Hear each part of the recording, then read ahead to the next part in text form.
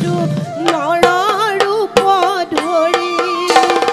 কংসৰ কাৰাগাৰে দৈৱকীৰ উদৰে জনমল ভিলাসিৰি হৰি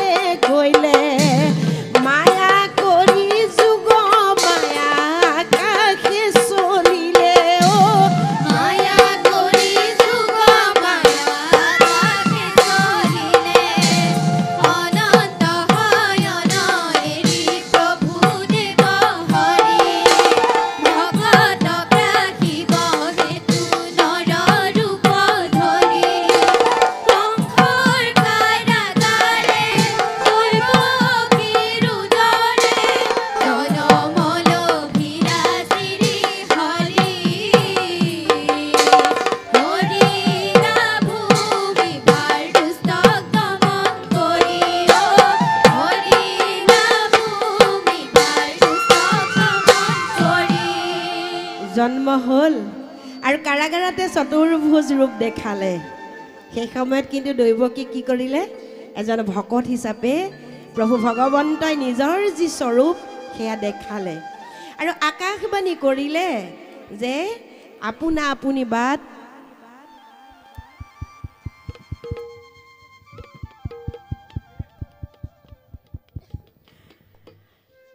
যে সেই কাৰাগাৰৰ সকলো দুৱাৰ খোলা আছে আৰু যমুনাই আপোনা আপুনি বাট দিলে ক'লে যে গকুলত এটি কন্যা সন্তান জন্ম হৈছে সেই কন্যা সন্তানটিক বসুদেৱে গৈ লৈ আহাগে আৰু সেই দৈৱকীয়ে নিজৰ সন্তানক বসুদেৱৰ হাতত দিলে ভৰা যমুনাত শিয়ালে বাট দেখুৱালে আৰু বসুদেৱে গৈ নন্দৰ ঘৰৰ পৰা সেই কন্যাটোক লৈ আহিলে নাম হ'ল কি যোগময়া তেতিয়ালৈকে কিন্তু কৃষ্ণ নাম হোৱা নাছিলে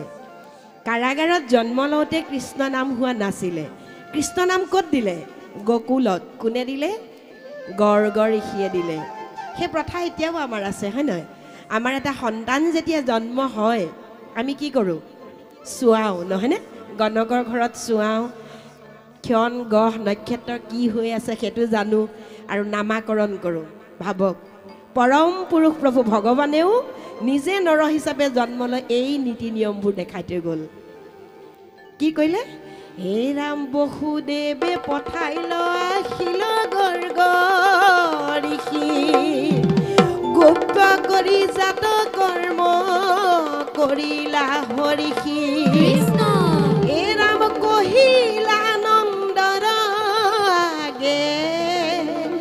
যত গুণ গা ও বিধি মতে থৈলন্ত তোমাৰ কৃষ্ণ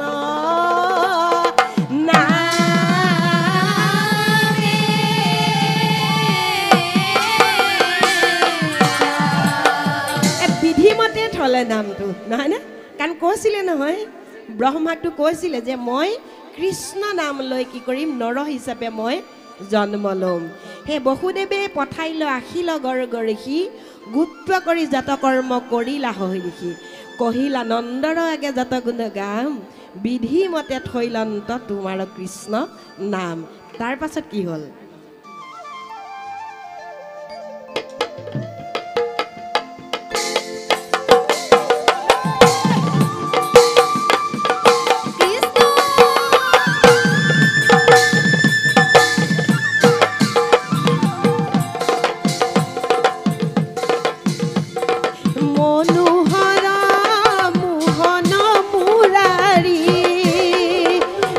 গোপী নাচে কৃষ্ণ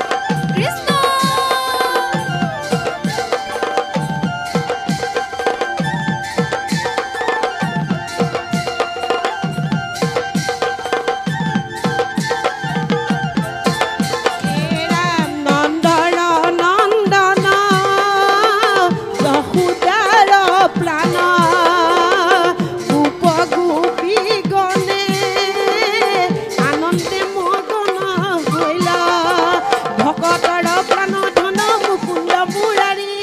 ভকতৰ প্ৰাণ ধন মুকুন্দ মুৰাৰী ধৰা ধামত জন্ম লৈলা নৰ ৰূপ ধৰি নৰ ৰূপ ধৰি মনোহৰ মোহন মুৰাৰী গোপ গোপী নাচে কৃষ্ণ কবেৰী নন্দৰ ভৱনে আনন্দৰ ৰোল নন্দৰ ভৱনে আনন্দৰ ৰোল ৰংগ কৰি গোপগণে বজাই মৃদঙ্গুল বজাই মৃদঙ্গুল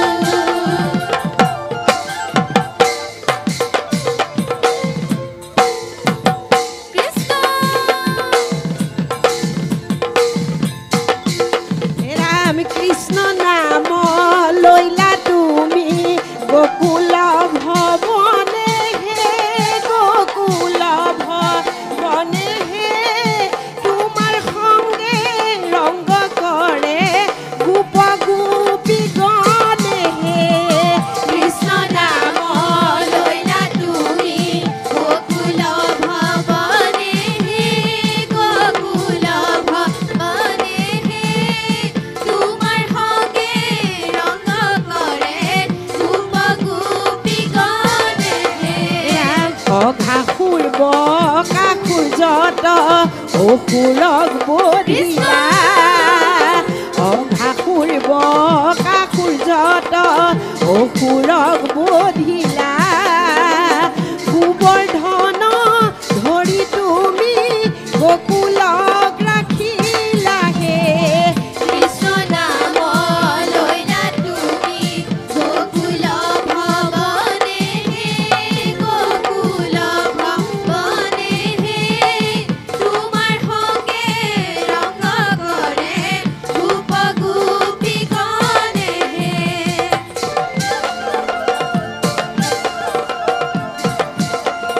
কৃষ্ণ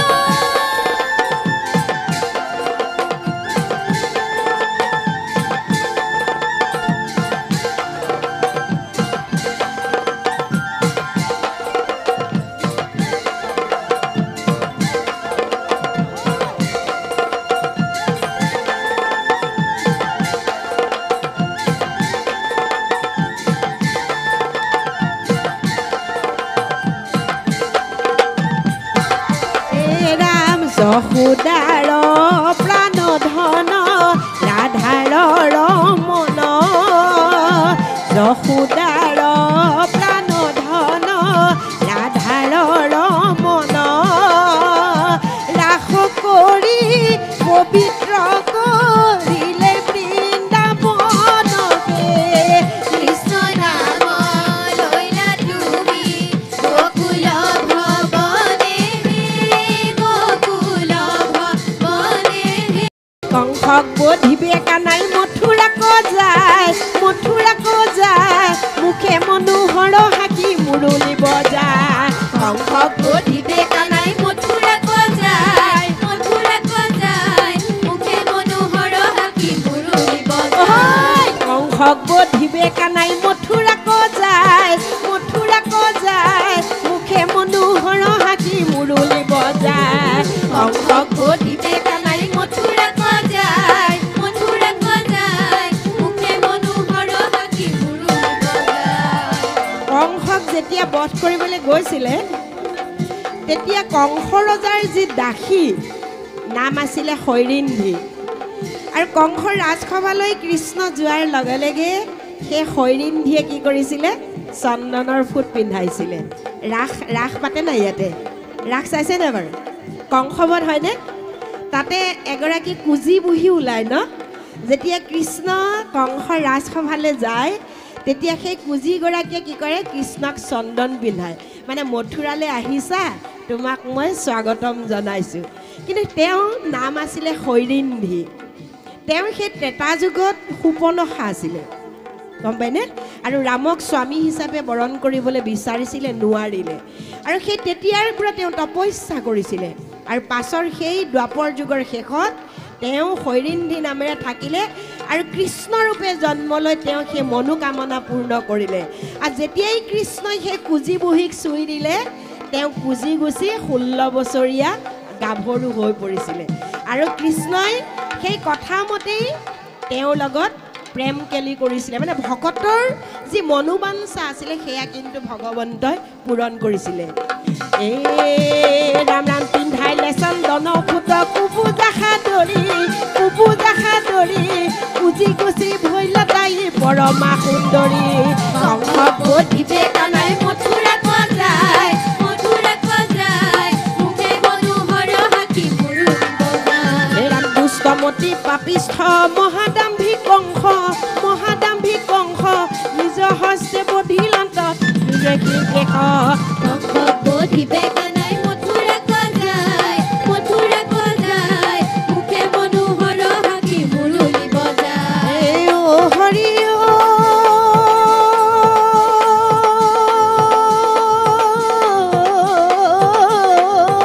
ও হৰি নাৰায়ণ ৰাম হৰি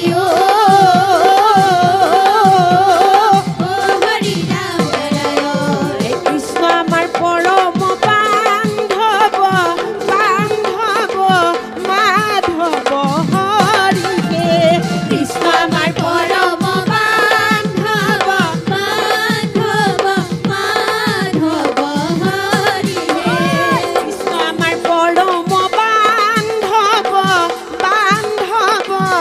মাধৱ হৰিকে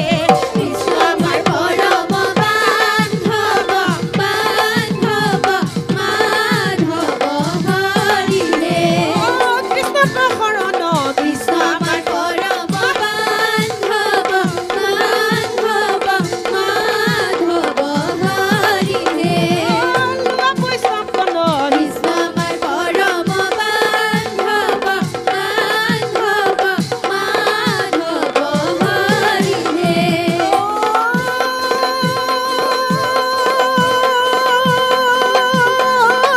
কৃষ্ণ বিনে নাহিয়া নহে কৃষ্ণ আমাৰ পৰম বান্ধৱ মাধৱ হৰি হে ৰাম কৃষ্ণ বুঢ়